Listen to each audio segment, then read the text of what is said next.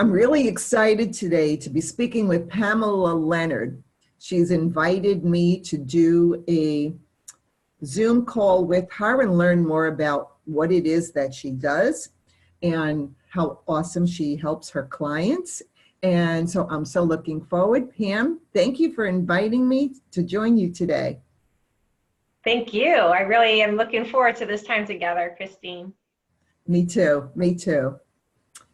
Let me tell you a little bit about Pam. Pam is an entrepreneur, speaker, integrative nutrition health coach, and CEO of Simply Positive Lifestyle, LLC. With over 30 years experience in health and wellness, Pamela integrates self-nurturing and nourishment through healthy relationships with food, people, social lifestyles, careers, and environments. Prior to health coaching, Pamela was an award-winning competitive bodybuilder, certified personal fitness trainer, and bodywork specialist and licensed massage therapist. She specializes in digging for the root cause of physical stresses that manifest as fatigue, pain, headaches, inflammation, to health concerns like digestive issues, autoimmune, blood sugar imbalances, insomnia, brain fog, and energy crashes. Using food as medicine, Pamela is passionate to teach and empower those who are ready to make simply positive lifestyle choices to increase vitality, energy, and longevity to their life.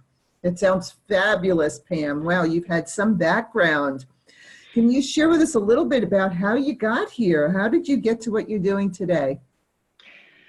Well, a lot of it was self-taught. You know, when I was young, I was sick all the time. And so I was on antibiotics, and that led to a lot of other conditions. I actually had an autoimmune condition that went undiagnosed until I was in my 40s. And with that, there was a lot of insomnia and skin issues. And then when in my teens and 20s, you know, I was an athlete, like you mentioned, I was a bodybuilder, and I was an adrenaline junkie. And with that, I took a lot of risks, and I had a lot of injuries, including herniations in my back, and that caused a lot of constant pain. So by the time I was in my later adult years, my 30s and 40s, I was riddled with pain. But in addition, I was still serving others, being a personal fitness trainer and licensed massage therapist. But in like 2003, the pain was so bad and sciatic was so bad going down my legs, I actually had to use a cane to walk. Yeah.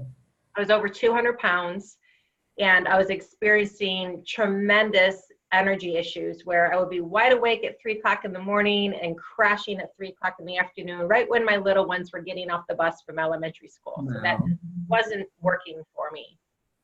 And then in my late 40s, my life basically turned upside down, where a host of health issues, including the adrenal burnout, food intolerances, migraine headaches, sugar issues, Epstein-Barr, parasites, pathogens, infections, bacterial overgrowth, all these things kind of collided together, and I collapsed in bed for over 3 weeks, not knowing what to do. I was just completely exhausted. And it was clear to me, though, that I had to make some lifestyle changes. So for a long story short, I used food as medicine. I didn't want to go on medications, antidepressants, and steroids. So I came to food and used food as medicine to overcome all of these daily nagging symptoms. So here I am today to share what I have learned as an integrative nutrition health coach and to help other people overcome same types of conditions. Hopefully you don't have as many as I do, but you know, anything from digestive issues to brain fog to skin issues, a lot of those things stem from sensitivities from food that we're not aware of. Well, you've had quite a journey, and so you definitely can speak on all of these topics because you've experienced it yourself. Exactly. And always the best educator. So what's the number one mistake that people make when they want to lose weight? So when you want to lose weight, well, there's quite a few things. Number one is that most people go on a diet, a fad diet. So right now, like keto is really trending, the paleo diet's really trending. And the long and short of it is that fad diets don't work because they're not sustainable.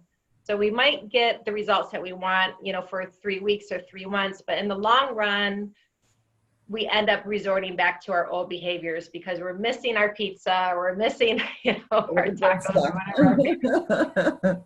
And how it's different with when I work with people is that we find out why you're not keeping the weight off. And again, a lot of times it comes down to how the food is resonating with you or what the underlying causes are. So it might not be about losing weight. If we look at food as medicine and food as nutrition, then we can reframe our thought process around what conditions, what underlying conditions do we have, focus on that, and then the weight is actually the bonus part. The weight just kind of falls off when we address the health issues and put the food around that. Right, right. So there's a lot of misconceptions about things like fat. So tell us about that. Oh yeah, about fat. So yeah, you know, a lot of us, you know, in our early adult years going through the 80s and the 90s, they were, you know, the manufacturing companies were touting like low fat, no fat. Right. Well, if you've ever taken the time to turn the container around and look at the labels, when something is low fat or no fat, what they are replacing with it to give it any flavor is sugar. So you can have something like yogurt, you know, which is really good if you get the plain yogurt, but once you start getting into the flavored yogurt or the low fat yogurt, they're taking out the fat and just adding, you know, up to like 23 grams of sugar into one serving, which is a day's worth of sugar. Right. So we're kind of turning the American food pyramid upside down and allowing the good fat to be the substance to be able to give us that fuel to have the energy to burn all day. But the important thing, the most important thing is the type of fat. So there is the good fat and there's the bad fat. We've all heard of the omegas, right? So the omegas, the good omegas are the 3s and the 9s, and the bad is the 6s. The omega-6s are what you find in peanut oil, canola oil, vegetable oil, sunflower oil, all of those oils that typically restaurants are going to use to fry their food in because they're cheap. Right. Mm-hmm. And you might have them in your cupboard as well. If you have them in your cupboard, get rid of them because they're the omega-6s, and that's what causes the free radicals. It breaks down things in our body that set us up for autoimmune, for heart disease, and for all sorts of things. What we want to do is support our brain, support the 72 trillion cells that are in our body with the good fats. And those are from the EVOO, which is the extra virgin olive oil, coconut oil, avocado oil, sesame oil, flaxseed oil. All of those are the good oils, the good fats. They come from avocados. They come from our eggs. They come from even bacon. Uncured bacon is fine. You know, you want to look at the label, make sure sugar hasn't been added to it, but you can get the uncured bacon, whether it's turkey or pork bacon. Those are actually all good fats, and they help support our brain. They help support the 72 trillion cells that constitute each one of us, because the membrane of the cell is actually fat. And if it's not nourished properly, that cell membrane gets shriveled up, it's dehydrated, and then what happens? It becomes permeable. When it becomes permeable, what happens? Then it causes disease. It mutates into, you know, other diseases. So we want to think about and reframe our brain, reframe our thought process around food as nourishment for every single cell, for every single organ, for every single, you know, our hair, our teeth, our nails, everything, our blood, everything that uses the food that we eat as fuel to keep us healthy. So you look at food either as poison or as nutrition.